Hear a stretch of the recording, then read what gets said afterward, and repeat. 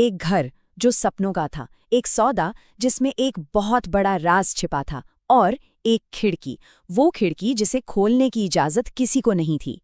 तो चलिए आज इसी कहानी में उतरते हैं और देखते हैं कि क्या होता है जब कोई इस नियम को तोड़ देता है।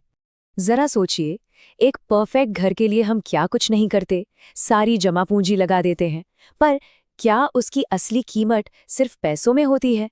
या कभी-कभी उसकी कीमत हमारी शांति, हमारा सुकून, हमारी सुरक्षा भी हो सकती है। तो कहानी शुरू होती है रोहन और सुषमा से। गांव की सीधी सादी जिंदगी छोड़कर वो दिल्ली जैसे बड़े शहर में अपनी नई जिंदगी बसाने आए हैं।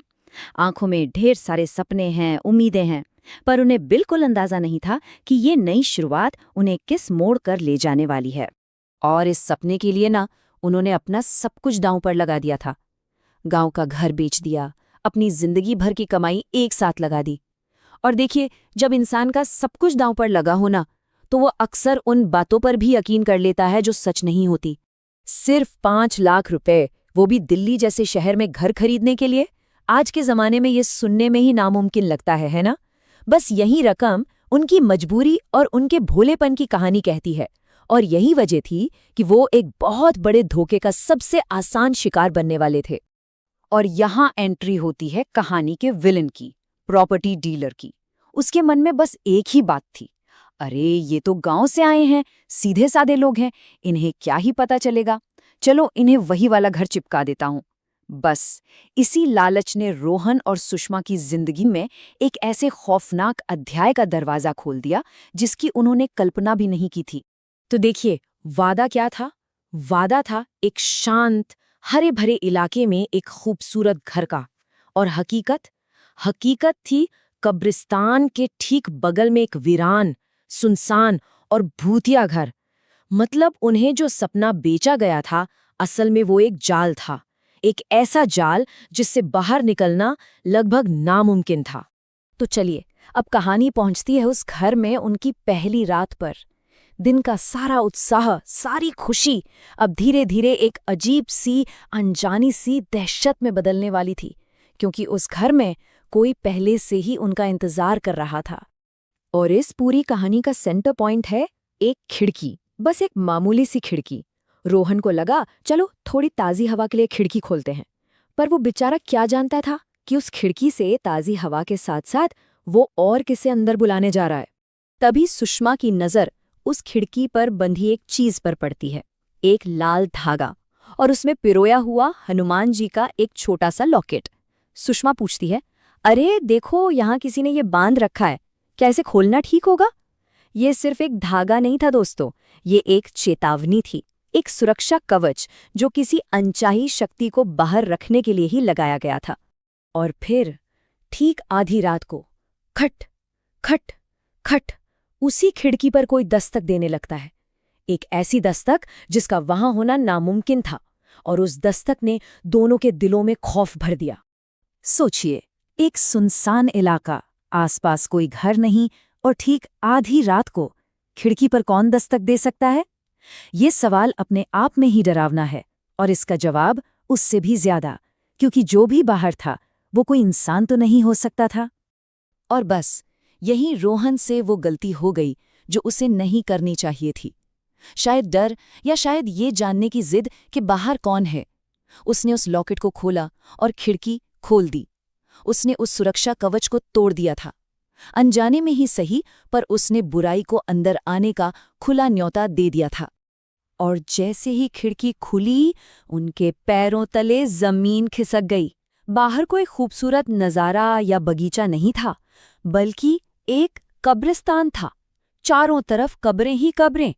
उन्हें अब समझ आया कि उनका घर असल में मुर्दों के पड़ोस में था।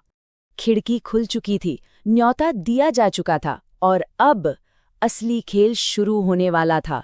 बाहर जो भी था वो अब और इंतजार करने के मूड में नहीं था। रोहन ने डर के मारे फौरन खिड़की तो बंद कर दी, पर इससे खतरा टला नहीं, बल्कि अब तो वो और बढ़ गया। थोड़ी ही देर बाद दस्तक फिर शुरू हुई, पर इस बार वो बहुत ज्यादा हिंसक थी, लगातार, जैसे कोई दरवाजा तोड़कर ही अंदर आना चाहता हो। अब रोहन ने भी हिम्मत जुटाई, हाथ में एक डंडा उठाया और खिड़की खोल दी। और तभी एक ऐसी ठंडी भयानक आवाज गूंजी जिसे सुनकर रोंगटे खड़े हो जाएं। आवाज ने कहा, आखिरकार इस घर में कोई आया। मैं तो बस इंतजार कर रहा था कि कोई खिड़की खोले। और इसके बाद जो हुआ वो पलक झपकते ही हो गया। एक भयानक हाथ खिड़की से अंदर आया और उसने रोहन की गर्दन पकड़ ली।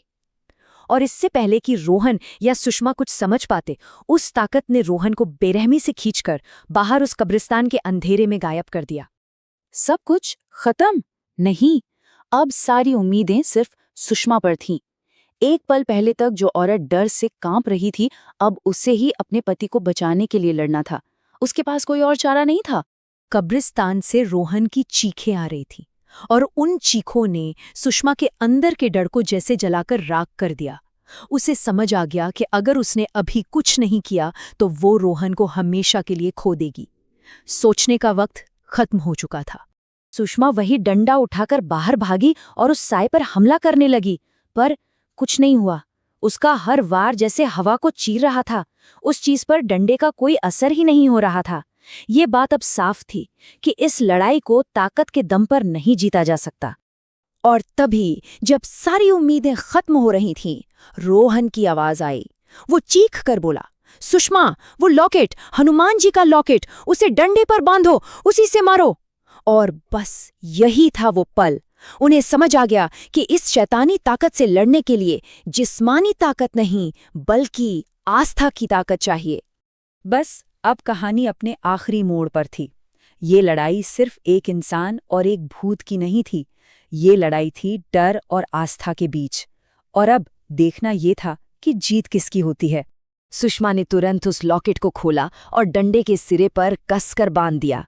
अब वो डंडा सिर्फ एक लकड़ी का टुकड़ा नहीं था, वो एक हथियार बन चुका था, आस्था का हथियार। और जैसे ही सुषमा ने उस पवित्र डंडे से उस साए पर वार किया, एक जोरदार चीख गूंजी और वो साया हमेशा के लिए अंधेरे में गायब हो गया। तो इस पूरी डरावनी कहानी से हम क्या सीखते हैं? कुछ नियम हैं जो ऐसी कहानियों में हमेशा काम आते हैं। पहला नियम, शैतानी ताकतें हमेशा मजबूर और कमजोर लोगों को ही अपना निशाना बनाती हैं। दूसरा, अगर कोई अलौकिक चेतावनी मिले, जैसे वो लॉकेट, तो उसे कभी भी भूलकर भी नजरअंदाज नहीं करना चाहिए। और तीसरा और सबसे जरूरी नियम, पवित्र चीजों में वाकई एक शक्ति होती है, और जब हिम्मत और आस्था एक साथ मिल जाएं, तो वो किसी भी अंधेरे को हरा सकती हैं। ये कहानी तो उस एक घर और एक खिड़की की थी जो अब बंद हो चुकी है। पर एक सवाल है, अगर बुराई को अंदर आने के लिए हमेशा एक न्योते की, एक खुली खिड़की की जरूरत होती है, तो हम सब अपनी जिंदगी में जाने अनजाने में ऐसी कितनी ही खिड़कियां खुली छोड़ देते हैं। ये सोचने वाली बात है।